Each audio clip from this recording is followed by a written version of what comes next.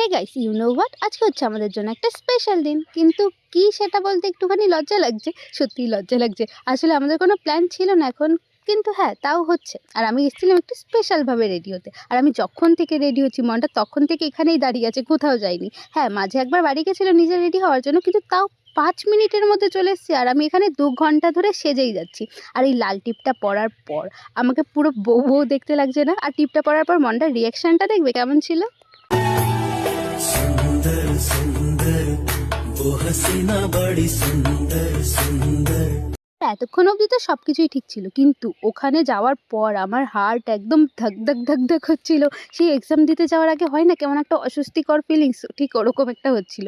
আর কিছুক্ষণ বসে থাকার পর তারপর মন্ডা আর আমাকে দুজনকেই ডেকেছিল সিগনেচার করার জন্য।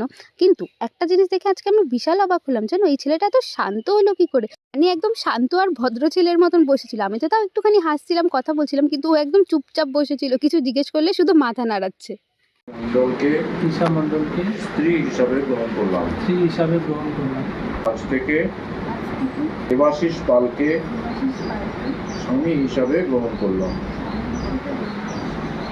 বিশ্বাস করো এই সময় আমার এত হাসি পাচ্ছিল, আমি যে কি করে নিজের হাসি আটকে রেখেছি একমাত্র আমিই জানি। আর মনটা তখন থেকে আমার পাশে বসে আমার কথাগুলো শুনে মুচকি মুচকি হেসেই যাচ্ছিল।